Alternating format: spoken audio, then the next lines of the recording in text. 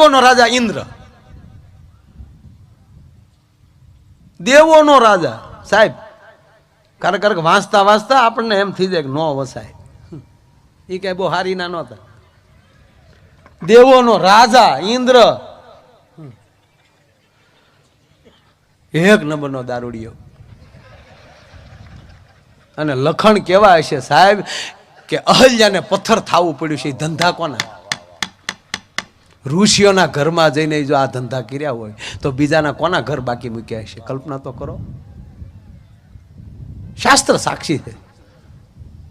એવો એ વખતે જે ઇન્દ્ર હતો એ હો. હા, બધા ઇન્દ્રની વાત નથી કરતો. જેમ અત્યારે કેમ આપણા ગુજરાતના મુખ્યમંત્રી બને એને સીએમ કહે, મુખ્યમંત્રી કહે, એમ દેવોનો રાજા જે બને એને ઇન્દ્ર કહેવાય. આજે હું ઇન્દ્રની વાત કરું છું, ઈ ઇન્દ્ર એવો હતો.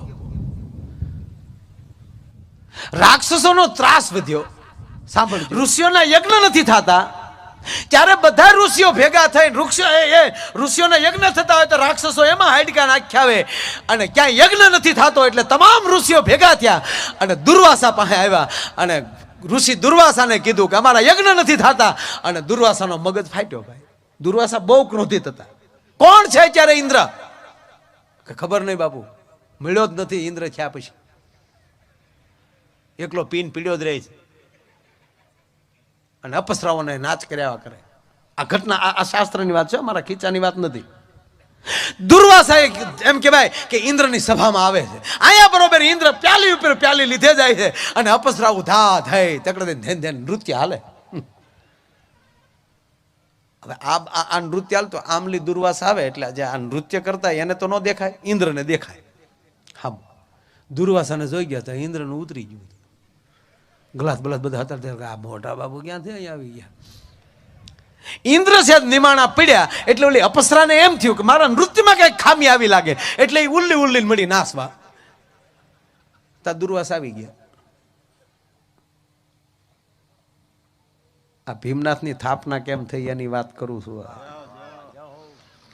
હરેશભાઈ નું ગામ જે ભીમનાથ છે ને એની વાત આમાં આવે છે એટલે લઉં છું આ વાત. એમાં જો દુર્વાસાને આવી જવું ને ઓલી અપસરા નૃત્ય કરતે કરતે જા પાછી હાલી, એમાં ઋષિને કોણી અડી ગઈ. એક તો દુર્વાસા, એમાં અપસરાની કોણી અડે. ઇન્દ્રની જેટલી રી હતી ઝીક બધી આ બાઈ ઉપર. આખી સભા સ્તબ્ધ થઈ ગઈ છે અને તું એક સ્ત્રી થઈ અને તને ભાન નથી દુર્વાસા એનું. અને આમથી આમ ઘોડી ઘોડે દોડે છો. જા તને શાપ આપું છું કે જા ધરતી ઉપર અને જા ઘોડી થા. અપસરાએ શ્રાપ માથે લઈ લીધો. મહારાજ માફ કરજો, તમારા શ્રાપને હું સ્વીકારી લઉં છું, પણ ઋષિરાજ માફ કરજો, ભૂલ તમારી છે, મારી નહીં. હું એક અપસરા છું, ઇન્દ્રની અપસરા છું. અહીંયા નૃત્ય કરવું એ મારો ધર્મ છે. હું તમારી કુટિયામાં આવી નૃત્ય નહોતી કરતી, તમે મારી સભામાં આવ્યા છો. તમારા અગાઉથી કેવરાવવું જોવે, છતાં તમે મને શ્રાપ આપ્યો. ઋષિની આંખ ભીની થઈ, કરુણા આવી, માથે હાથ મૂકીને કીધું દીકરી માફ કરજે બેટા. હું ક્રોધમાં હતો, ઋષિ મુનિઓના યજ્ઞ નથી થતા અને ઇન્દ્ર મહેફિલ માણીને બેઠો છે, રાક્ષસોનો ત્રાસ વધી ગયો છે. એની ઉપર ઇન્દ્રાસ્ત્ર મારવાને બદલે એની શક્તિનો વેરફાઈ રહી છે એટલે એને ભાનમાં લાવવા આવ્યો હતો. એનો ક્રોધ બેટા તારી ઉપર નખાઈ ગયો. તક તો હવે કે હવે મારો શ્રાપ તો તને લાગી ગયો છે, પણ જ્યારે આ ધરતી ઉપર 3.5 વજ્ર ભેગા થશે તેથી તારો શ્રાપનું નિવારણ આવશે. આને શ્રાપ લાગ્યો એટલે આવી ધરતી ઉપર લગભગ ની પરફેક્ટ આજનું પંચાલ આપણું ઈ વિસ્તાર એટલે હસ્તિનાપુર ને હદ આવી જાય. ન્યાલી પછી દ્વારકાનો સીમાડો ચાલુ થાય. દ્વારકાની નીચે બીજા ગામડા આવતા આ પાંચાલ પૂરું થાય એટલે હસ્તિનાપુર થી ત્યાં સુધી પાંચાલ. ત્યાં ઘોડીથી નીકળે. એ નદીને સામે કાંઠે એ ઘોડી થઈ અને એ અપસરા રહી છે ઘોડીના રૂપમાં. અને આ નદીને આ કાંઠે રાજાઓના એ જે પાંચાલના રાજા જે હતા, નામ ભૂલી ગયો એનું, માફ કરજો, માફ હું કરજો, ગોતી લેજો. નદીને ઓલે કાંઠે ઘોડી છે, આ બાજુ રાજાના ઘોડા ચરવા આવે. પણ ભાઈ એ કે ઘોડો સરે નહીં. ઘોડી સામે જોયા કરે કે આ નવું છે, કોક આવું બન્યું છે. 2 દિવસ થયા એટલે રાજાએ અશ્વપાલને ફરિયાદ કરી કે કેમ ઘોડા ભૂખ્યા રહે છે, દુબળા કેમ પડે છે, કેમ ચરામણ ઘટી ગયું છે? ના બાપુ, ચરામણ તો નથી ઘટ્યું, પણ માફ કરજો, નદીને સામે કાંઠે એક બહુ સુંદર ઘોડી છે, આપણા રાજની નથી, અવલૌકિક છે, કોઈ દેવીય હોય એવું લાગે છે. રાજા પોતે આવે છે, એ ઘોડીને પોતાની ઘોડાહારમાં બાંધે છે. અતિ સુંદર, એક તો ઇન્દ્રની અપસરા ને એમાંય એક ઘોડીના રૂપમાં, એટલે રૂપમાં કોઈ પ્રકારનો ઘોડામાં કોઈ રૂપમાં પાર નહીં, દેવતાએ ઘોડું. રાત થઈ એટલે ઘોડીમાંથી સ્ત્રી બની. રાજાએ તલવાર ખેંચીને કીધું, કોણ ભૂત પ્લેટ ડાકણ, તો કોણ છો? હાથ જોડીને કહે છે કે મહારાજ માફ કરજો, ભૂત પ્લેટ ડાકણ નથી, હું એક શ્રાપિત અપસરા છું, દુર્વાસાના શ્રાપથી હું ઘોડી બની છું, માટે તમે મને રાખી નહીં શકો, મને હતી ને અહીંયા મૂકી જાઓ, મારા કર્મ ઉપર મને છોડી ગયો. રાજાએ કીધું કે મેં તને આશરો આપ્યો છે, હવે મારે તને તરછોડાય નહીં બેટા, ને આ રહસ્ય કોઈને કહીશ નહીં, તારું હું જતન કરીશ. પણ મહારાજ ભલે તમે કયો નહીં, પણ તમે મને કોઈ મને આઈલી લઈ જાય તો? અને ત્યારે રાજાએ કીધું કે મારા ખોળિયામાં પ્રાણ છે ત્યાં સુધી કોઈને આપીશ નહીં, તને વચન આપું. એમાં એક વાર ઘોડા ચરતા હતા, ભેગી આ ઘોડી હતી, ને એમાં કૃષ્ણનો દીકરો અનિરુદ્ધ અને એનો દીકરો પ્રદ્યુમન, એની બાળ અવસ્થા છે, અને એ યુવાન હજી આમ યુવરાજ છે, અને એ નીકળે છે, અને આ સુંદર ઘોડી જોઈ જાય છે, એટલે કૃષ્ણના ખોળામાં બેહી દ્વારકા જઈ, અને ત્યારે દ્વારકાનો રાજા કૃષ્ણ દ્વારકાના અધીશના ખોળામાં જઈને કીધું કે દાદા, આ ઘોડી મને બહુ ગમી છે, મારે જોવે છે. એટલે એ રાજાને ચિઠ્ઠી લખી કૃષ્ણએ કે કાં ઘોડી મોકલી ગયો ને કાં યુદ્ધ કરવા તૈયાર થાવ. પહેલા તો આ જ હતું ને, કૃષ્ણ સામે યુદ્ધ કરવું નાની માના ખેલ છે. પણ અહીંયા વચન આપ્યું હતું કે મરી જાવ તોય હું આપું નહીં કોઈને, તો કૃષ્ણને અપાય કેમ મારે આ ઘોડી? એટલે આ હસ્તિનાપુરનો ખંડિયો રાજા, એટલે આ રાજા છે એ હસ્તિનાપુર જાય છે, અને પાંડવોની સભામાં કહે છે કે તમે મને સપોર્ટ કરો. કીધું ધર્મરાજની સભામાં કે મારી પાસે ઘોડી છે, એ મારે કોઈને દેવાય એમ છે નહીં, પણ મારા બાજુના પાડોશી રાજા એ ઘોડી માગે છે, અને એણે એમ કીધું ઘોડી ન આપો તો યુદ્ધ કરો, એટલે મારે યુદ્ધ કરવાનું છે, એટલે તમે થોડુંક મને ફોજ આપો, સૈનિકો આપો, અને તમે 5 ભાઈઓમાંથી 1-2 ભાઈઓ મને સહાય કરવા આવો. હવે આ મહાભારતનું યુદ્ધ પછી તો આ પાંડવો હાવ પેન્ટિંગમાં જ પીડ્યા હતા, અને ભીમને સરબી વધી ગયેલી. ત્યારે ભીમ કે એમાં સૈનિકને મૈનિકને હું મોકો ને નામ દે ને આગળ ગદા ભેગો ગોટો વાળીને વહી આવું. એટલે રાજાએ કીધું ભીમભાઈ રેવાઈ ગયો,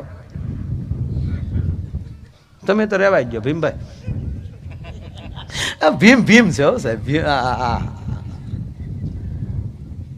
સહદેવને ભગવાન કૃષ્ણે કીધું બાપુ કે સહદેવ વરસાદ થાય કે નહીં? વણ તું જોશી છો, જાણ લે. ઓલો કે પ્રભુ તમારે થોડું કાંઈ, કે ના ના તારે જવાબ દેવો પડે, તું જાણતલ છો. ઓલો કે કાલ કે ભગવાનને કેમ કેવું? એને કાલ કે એમ કીધું, પણ આખી રાત સહદેવને ઊંઘ ન આવે, એટલે ભીમે કીધું કે સહલા હું પડખા ફેરફેર થયો. કે પડખા ફેરફેર ન થયો, ભગવાને મને પૂછ્યું ભીમભાઈ વરસાદ થાય કેમ, મારે ભગવાનને કેમ કેવું? અને કાલ પાછું કહેવાનું છું. ભીમ કે ચિંતા કરીમાં મારે આવું સવારે, અત્યારે હુઈ જા, બધી જવાબદારી મારી સહલા. કારણ કે નાનો છે, એટલે ભીમસેન આવું બહુ બોલ્યા છે, કટુ વચન બહુ બોલતા, ગમે ને આમ. સવારમાં કીધું કે હાલ સહદેવ આપણે 2 ભાઈ જાય હાલ. અને ભગવાન કૃષ્ણ પાસે ભીમસેન અને સહદેવ આવે છે. વાસુદેવને પ્રણામ. પ્રણામ ભીમસેન. કેમ તમે અત્યારમાં ભીમસેન? સહદેવ આવ્યો, તમે આને કાલ પૂછ્યું ને વરસાદ થાય કેમ? આને થોડું પૂછાય તમારે પ્રભુ? કે અરે જાણતલ છે, વાત તમારે હાચી. તાકે ના ભીમસેન એને જવાબ આપવો પડે. એમ કે હા. એમ કરીને કબૂતર ઉડતું જતું હતું ને, ભીમે પકડ્યું. કબૂતર પકડીને આમ પાછળ લઈ ગયો હાથ, ભીમ 2 હાથ આમ. અને પછી ભગવાનને કીધું હે ભગવાન, આ કબૂતર જીવતું છે કે મરી ગયેલું? ભગવાન હલવાણો કે ભીમને એમ કહું જીવતું, તો એ પારેવા કે ભીમની ભીહું ખમી કે? ભગવાન કે જો એમ કહું કે જીવતું છે તો ઓલો ભીહ દીન માન નાખે, અને એમ કહું કે મરેલું છે તો આ જીવતું પારું કાઢે. હવે કરવું શું? કનિયો ગોટે સીડ્યો.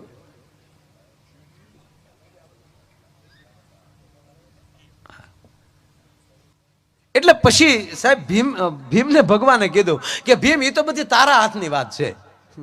ત્યારે ભીમે કીધું કે વરસાદ લાવવો ન લાવવો એ નારાયણ તારા હાથની વાત છે, અમારા હાથની વાત નથી. એમ આયા ભગવાન કૃષ્ણને સામે યુદ્ધ કરવાનું પણ નામ ના આપ્યું અને આ મળ્યો ઉતાવળ થવા. અને ભીમે કીધું કે નામ દેને ગમે એ રાજા હોય. એટલે ઓલા રાજાએ કીધું ભીમ છે નિરાજ્યો. અરે કે ના નામ દે, શું નિરાતે, એમાં કઈ સૈન લઈને જવાની જરૂર નથી. હું અથવા અર્જુન બે આવી એટલે વાત થઈ જાય પૂરી. અને એને નામ આપ્યું સાહેબ, સાંભળજો, પ્રાણ છે વાત ના આવે. રાજાએ કીધું કે વાસુદેવ કૃષ્ણ દ્વારકાધીશ. ભીમે ગદા મૂકી દે. એ કે તારે પેલા કહેવાય ભલામણા, તારે તે ઘોડી હાટું ભંગવી નાખવા લાગે તારા બાપ. ધર્મરાજ યુધિષ્ઠિર ગાદી ઉપરથી ઊભા થયા અને ગાદી ઉપરથી ઊભા થઈ અને રાજાને હાથ જોડીને એટલું કીધું કે મારા બાપ કૃષ્ણના હાહે તો અમે જીવીએ છીએ, એની સામે અમે યુદ્ધ ન કરી શકીએ. તું કેટલું તને ધન આપું, તું કેટલું તને સંપત્તિ આપું, પણ અમે કૃષ્ણ સામે કેમ યુદ્ધ કરીએ? નારાજ થઈને રાજા ન્યાલી પાછા ફરે છે. અને બરોબર યમુનાનો કાંઠો આવ્યો એટલે રાજાએ નક્કી કર્યું કે ન્યા જઈને હવે ઘોડીને મારે શું, એ અપસરાને મારે શું મોઢું દેખાડવું, એની કરતાં યમુનાના ઘાટ ઉપર સળગીને મરી જાવ તો મને પણ મોક્ષ મળે. અને યમુનાના ઘાટ ઉપર લાકડા ખડક્યા અને લાકડા ઉપર ચડીને અગ્નિ પેટાવાની વાત તૈયારી કરે. એટલામાં ભગવાન કેવી લીલા કરે તમે જોજો. અર્જુનનો દીકરો અભિમન્યુનો દીકરો પરીક્ષિત તેદી 5 વર્ષના, એ નદીએ નાવા આવેલા યમુનામાં. એ નદીએ નાવા આવેલા અને એમાં એક માણસને બળતો જોવાની તૈયારી કરી. એટલે ક્ષત્રિયનો દીકરો સાહેબ, હરિયન ઘરે ન હોય, જેના ફળિયામાં કુંજર ફરે, પછી વયની વાતું ન હોય, ઓલા કેહર બચાને કાગડા. એક 5 વર્ષનો દીકરો જોઈ ગયો, પાંડવ પુત્ર. અને રાજા આમ સીતા ઉપર ચડેલા. ન્યાજીને કીધું કે 78. સાંભળજો, 5 વર્ષ છે પણ 55 વર્ષનો લાગતો હતો તેથી 78. કે કેમ? કે હું પાંડવ પુત્ર અભિમન્યુનો દીકરો છું, મારું નામ પરીક્ષિત છે અને મેં મારા દાદા પાસે સાંભળ્યું છે. અને અમારી માં કુંતા પણ વાત કરતી કે બેટા આપણો ધર્મ છે, આપણે સામે કોઈક આપઘાત કરતું હોય અને એને આપઘાત કરવા દે તેનું પાપ આપણને લાગે, માટે તું મારી નજર સામે મરે છો એનું પાપ મને લાગે, હું તને મરવા નહીં દઉં. હેઠાલ કે પણ તું 165 છોકરો ને કે હા, ઈ પાણીમાં બેસી ગયા તું હેઠો તારે આખી માંડીને વાત કરી કે આવું છે ડકો. હા, તું મંડાણું હેઠું આવી તાર ન જોવું હોય તો વેતો પડે, બાકી મને મરી જવા દે. પરીક્ષિત કે મેર તો તારી માના હમ આગળ હેઠો હોય, આગળ બધું ગોઠવાઈ જાય. તું જો બધું હરખ્યું ન ગોઠવી નાખું તો હું પાંડવનો દીકરો નહીં, તું જો એમાં હેઠો હોય છે તો કૃષ્ણ આરે બાંધો ને, એમાં હું જાણો હું મારા બાપ અભિમન્યામાં તે એને થોડુંક મારી દાઢમાં જ જઈ, જો દાઈજ નો કાઢી નાખું ને 5 વર્ષનો ભલે રહ્યો કે બેહાડ્યા. બપોર થયું, જમવાનું ટાણું થયું એટલે ધર્મરાજાએ કીધું કે લા એ ભીમ, ઓલો ક્યારનો નાવા ગયો જે આવ્યો નથી, જમવાનું ટાણું થયું, જા. તાવડા રાજા પાસે બેઠેલો ભીમ જોઈ ગયો એને રાજા પાસે.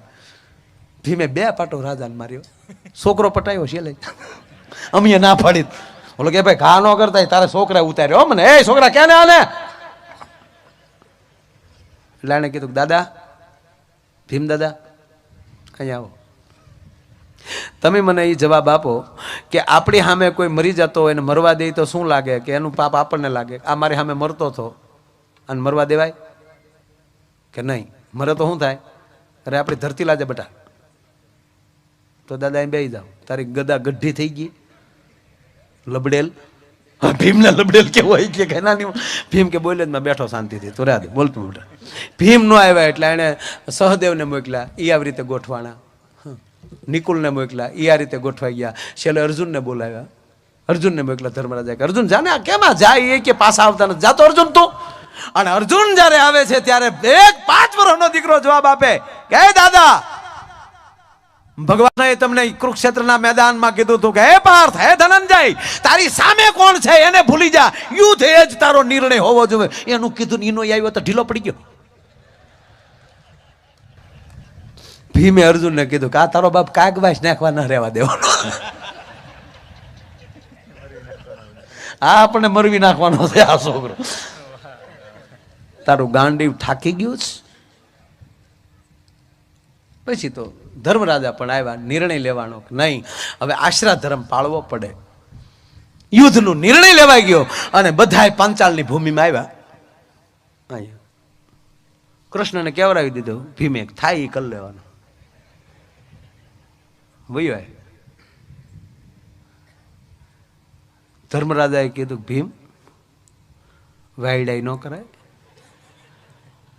ભલે મરી જાઉં એ તો બરાબર છે, પણ ઓલો દ્વારકાધીશ છે ડોહું સુદર્શન ચક્ર મૂકશે તો વાહે કાગવાસ નાખેવા નહીં રહેવા દે. ભીમ શું કહે, નો પ્રોબ્લેમ. એ કે એ ચિંતાનો વિષય નથી. કે કેમ કે કૃષ્ણ પાસે વજ્ર છે ને, એનો ડર છે ને તમને. હા, હું શિવનો ઉપાસક છું. કૃષ્ણના સુદર્શન ચક્રની સામે જો કોઈ હાલી શકે તો શિવનું ત્રિશુલ હાલી શકે, બાકી બીજું કોઈ ના હાલી શકે. કે પણ એ ક્યાં લેવા જવું, થઈ જાય બધું. અને ભીમ ન્યાલે હાલતો હાલતો સાહેબ શિવની સ્થાપના કરી.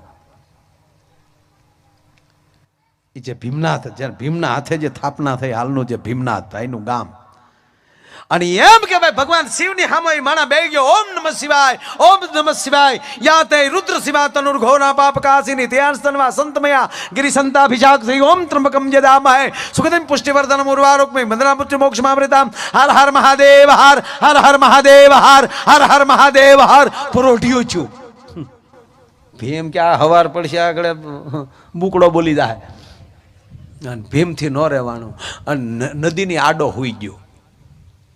નદીને કાંઠે જે ભગવાનનું દેવાલય બનાવેલું એની આડો ભીમ હોઈ ગયો. નદીનું પાણી બધું મંદિરમાં હાલ્યું. અને પાણી ગળ્યું ને ભોળોનાથ મૂંઝાણો કે કોણ છે? ભીમ કે બાપુ કઈ બોલતા ને હું સૌ. કે ભીમ આમ કેમ તા કે નકુસા માંગળે આવી તો જ બાપુ અમે આવ્યા હોય. કે બોલ બેટા કામ શું છે? કાલે હાથ સુધી તમારું ત્રિશુલ જોવે.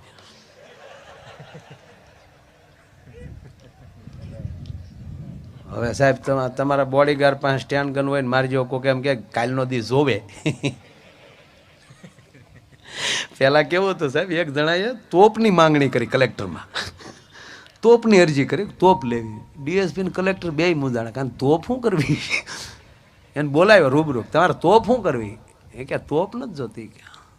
કે અરજી તો કરી. એ કે સાહેબ એમાં એવું છે, પહેલાં તો મંડળીમાં ખાતર મળતા ને 30-40 વર્ષ પહેલાં મંડળીમાં ખાતર મળતા ને એ જ ખેતરમાં નાખતા, કારણ કે પછી એમાં કંઈ દેવાનું તો હોય નહીં.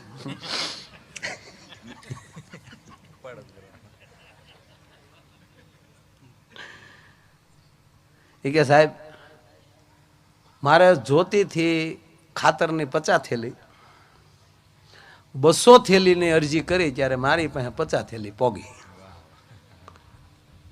મારે જોવે છે રિવોલ્વરનું બટકું, પડજો તોપની માંગણી કરું ને કપાતો કપાતો તો બટકું આવી જાય. આવું હતું પેલા. હે મહાદેવ મારે ત્રિશુલ જોવે છે કાલે. કે ભાઈ મહાદેવ કેવું ત્રિશુલ કોઈ ના આપું. પાર્વતી બાજુમાં બેઠા, ગયો ને ભીમડો બિચારો મૂંઝાણો હોય તો જ આવ્યો હોય. માં છે ને આખર તો હું તને આપું ખરો, પણ હે ભીમસેન કોઈને મરાય નહીં, આ કોઈ પર ઘા ન કરાય. એ કે પ્રભુ ઘા ન કરાય પણ આડું તો દઈએ કે ને. હા આડું દેવા દઉં. ભીમસેન ત્રિશુલ ખંભે લઈને આવ્યો. ધર્મરાજ યુધિષ્ઠિરને કીધું લ્યો મોટા ભાઈ હવે ચિંતાનો વિષય નથી, પણ ભીમ વાત બધી હાશી, તું ખાઈ જા પછી હુઈ જાશો. યુદ્ધ પૂરું ન થાય ત્યાં તારે ખાવાનું નથી. બધી ફોજની પાછળ તારે ઊભું રહેવાનું છે, બરોબર ધ્યાન રાખવાનું. કૃષ્ણ ક્રોધમાં આવે ને સુદર્શન મૂકે એટલે એની ઈ ક્ષણે ત્રિશુલનો ઘા કરજે ને કે તારા ડોહો નિકંદર કાઢ નાખ્યો ઓલો. અને અહીંયા કોઈ દી તમે સાંભળ્યું તો પાંડવન કૃષ્ણ બાજ્યા? બાજ્યા કે નહીં? હા ભીમનાથની સ્થાપના છે આમાં ભીમનાથની સ્થાપના. અને આ બરોબર એમ કહેવાય છે કે યુદ્ધ મંડાણું કૃષ્ણને થયું કે હાય હાય એ પાંડવો મેં તમને મોટા કર્યો, મારી સામે આવ્યો તમે એક ઘોડી હાટું. ભીમ કે ભાઈ રાડ્યું નહીં નાખવાને, હવે ધંધા ચાલુ કરી ગયો બધા, 1 2 ને 3 જીકો. અને યુદ્ધ જ્યાં ચાલુ થાય છે અને કૃષ્ણ ક્રોધમાં આવ્યા અને સુદર્શન ચક્ર જાય એમ કહેવાય કે વહેતું મૂક્યું ને ભીમસેન દહક ડગલા દોડ દઈને હાર હાર મહાદેવ હાર કરીને જાય ભીમનાથનું નામ લઈ અને ત્રિશુલનો જ્યાં ઘા કર્યો એટલે સુદર્શન ચક્ર વજ્ર ભગવાન શિવનું ત્રિશુલ વજ્ર અને એમ કહેવાય કે બે વજ્ર આકાશમાં ચડી ગયા અને એકલો અગ્નિનો વરસાદ વરસે નિર્દોષ લોકો નીચે મરે છે અને અહીંયા પાંડવો અને કૃષ્ણ બધા ભેગા થઈ ગયા. કૃષ્ણ કે ભીમડા બાપુ તમારી હેઠે ક્યાર છે એમ તો સવાલ નથી ને. અરે ભીમ હું અરે ભીમ એટલે મેરી થોડું જવાય કાંઈ. હા પાંડવાની દીકરાને એની મગજમાં રાય ગળી તમારી તારા ને તારા પાવરે જીવી મારા બાપ સોડા મગાવી બેટા તો અમથું વચ્ચે કહું ખાલી. ભગવાન કૃષ્ણ કહે છે ત્યારે ધર્મરાજ હાથ જોડીને કે કૃષ્ણ હવે તમે જ ઉપાય કરો આમાં તમે ઉપાય કરો એમ કહે છે. ત્યારે અર્જુનના રથ ઉપર બેઠેલા હનુમાનજીને બોલાવે છે કે હનુમંત મહાભારત પૂરું થયું ત્યાં સુધી તમને કીધું નથી મારા બાપ કૃષ્ણ અવતારમાં મેં તમને એક પણ કામ નથી સીંધ્યું અને હવે હે અંજનીના જાયા આ બેયને છૂટા તું જ પાડી શકે. ત્યારે હનુમાનજી કહે છે કે તારું સુદર્શન ચક્ર લોટકી બાઈ જેમ સુડલો પહેરે એમ હાથમાં પહેરલો અને શિવનો તો 11મો રુદ્ર છું એનું ત્રિશુલ મારી ટચલી આંગળીએ રમાડતો આવું પણ બે વજ્ર ઈ અને ત્રીજો વજ્ર અંજનીનો જાયો આ ત્રણ વજ્ર એક સાથે ધરતી ઉપર આવે ધરતી રાહતાળ વહી જાય મારે નીચે વજ્ર જોવે. ભીમ કે અડધું હાલે ભીમ અડધો વજ્ર તારો વજ્ર વાળો ભાગ આવી રીતે પડખું ફરીને રહેજે ખાલી મારો પગનો સ્પર્શ થઈ જશે એટલે બધું હોનારત અટકી જશે. અને સાહેબ હનુમાને સલાંગ મારી આજ સુધી ચિત્ર કોઈ નથી બનાવી શક્યું સાહેબ. એક હાથમાં ભગવાન શિવનું ત્રિશુલ અને બીજા હાથમાં ભગવાન કૃષ્ણનું સુદર્શન ચક્ર અને ત્રીજો અજનીનો જાયો હાડા હાટ કરતા આમ ધરતીમાં આવતા હતા અને નીચે ભીમસેન એમ કે વજ્રવાળું ભાગનો પડખું ફરીને ઉભા છે એટલે 3 વજ્ર ઈ અને અડધો ભીમ આવીને હનુમાને જ્યાં ભીમને પગ દીધો તો 3.5 વજ્ર ભેગા થઈ ગયા અને ઓલી ઘોડી હતી એનું શ્રાપનું નિવારણ થયું અને એ ઘોડી મટીને અપસરા બનીને સ્વર્ગમાં વહી ગઈ અને આવડા રોટલા ખાઈને ઘરે વહી આવ્યા. મૂળ વાત એટલી કે એક કટુ વેણે એક શ્રાપે કેટલા બધા આપણને કડે સડાવ્યા અને અત્યારે 6.5 કરોડ સંતો છે સાહેબ. કોઈ હરાબ દે એવો એકેય નહીં. હરાબ દે તો ફાળો કોણ મારો બાપ દે એટલે આમ જ કર્યા કરે.